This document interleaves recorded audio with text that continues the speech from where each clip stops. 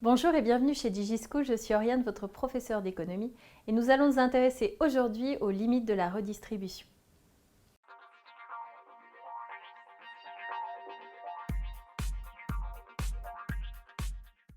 Commençons par la remise en cause de l'efficacité de la redistribution. Alors cette remise en cause, elle a un argument fondamental, c'est celui du caractère limité des impôts progressifs.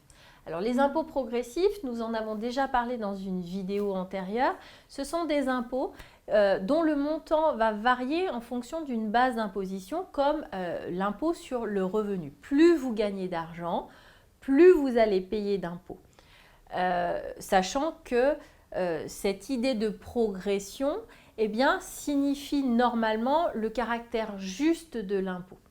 Or, on sait pertinemment que ce sont ces impôts progressifs qui assurent le plus de redistribution, puisque comme ce sont ceux qui gagnent le plus, qui payent le plus d'impôts, lorsqu'on va faire des transferts vers les ménages les moins aisés, il y a forcément cette notion de redistribution. Le problème, c'est que les impôts progressifs sont très limités. En France, le principal est l'impôt sur le revenu et on l'a vu, on a réduit le nombre de tranches et on réduit de plus en plus l'impôt sur le revenu, même si c'est l'impôt qui est certainement le plus visible. Donc le fait que ces impôts progressifs soient limités vient remettre en cause l'efficacité de la redistribution. Deuxième élément, la lutte contre la pauvreté qui serait peu efficace. Alors, il faut bien comprendre que depuis qu'on a mis en place un système de redistribution, oui, on a réduit la pauvreté, on a réduit un certain nombre d'inégalités. Il n'en demeure pas moins que la redistribution a ses limites et que, par exemple, en France, on estime qu'on n'arrive pas à passer en dessous des 10% de pauvreté relative. Et ces 10%-là, on n'arrive pas à passer en dessous. Donc, ce serait une limite à l'efficacité de la redistribution. Autre élément, le poids des prélèvements obligatoires. Alors ça, c'est ce que l'on entend assez régulièrement. Nous sommes en 2016, avec l'élection présidentielle, le poids des prélèvements obligatoires sera certainement un élément central de la campagne présidentielle. Il faut savoir qu'il y a un certain nombre d'arguments en faveur d'une limite des prélèvements obligatoires. Tout d'abord, les prélèvements obligatoires, lorsqu'ils sont trop importants, sont un frein à l'activité.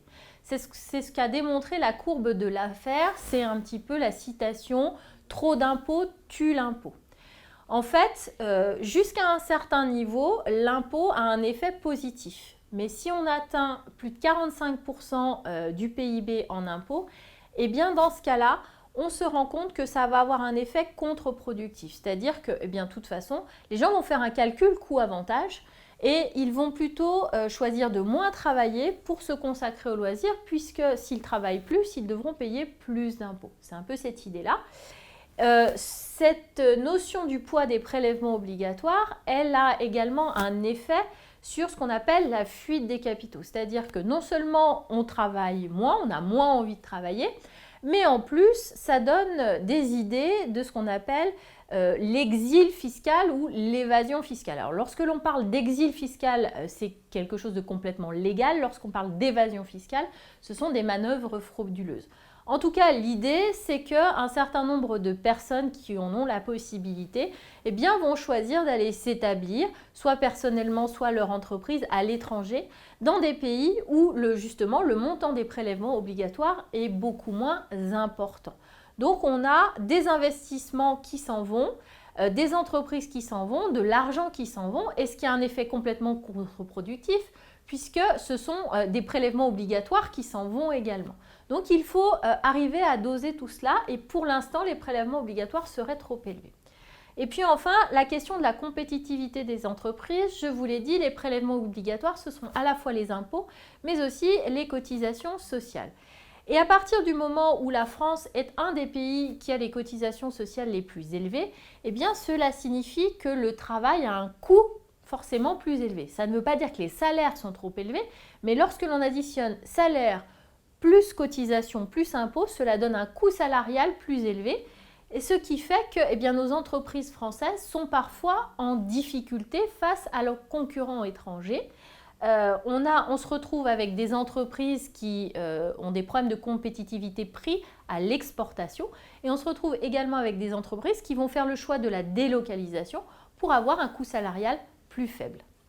Troisième remise en cause de la redistribution, eh bien, les difficultés de financement de la sécurité sociale. Alors il faut savoir que la sécurité sociale a un déficit chronique. À partir de 2003, on a observé un déficit de la sécurité sociale qui était de plus de 10 milliards. Il a atteint plus de 23 milliards en 2010 et actuellement, il est autour de 13 milliards. Donc on a réussi à réduire ce déficit, mais il reste quand même très important. Alors à quoi est dû ce déficit? Eh bien, un phénomène que de toute façon on aura du mal à enrayer, c'est-à-dire l'augmentation des dépenses et la stagnation des recettes. L'augmentation des dépenses, tout simplement, eh bien, c'est quelque chose de mathématique. On a une population qui vit beaucoup plus longtemps et qui passe plus de temps à la retraite. Donc forcément, on a une augmentation des dépenses en termes de santé et de retraite. On a également des crises économiques qui se renouvellent. Et donc, le chômage également va coûter cher en termes de redistribution. Donc, on a une augmentation des dépenses et à côté de ça, on a une stagnation des recettes puisque, eh bien, encore une fois, comme on a des crises économiques à répétition, comme on a atteint le maximum des prélèvements obligatoires, eh bien, on ne pourra pas augmenter plus les recettes qu'actuellement. Donc, on a un véritable problème de financement de la sécurité sociale. J'espère que cette vidéo vous aura été utile. Je vous invite à vous abonner à notre chaîne et n'hésitez pas à laisser un commentaire si vous avez une question. Je vous dis à bientôt sur DigiSchool.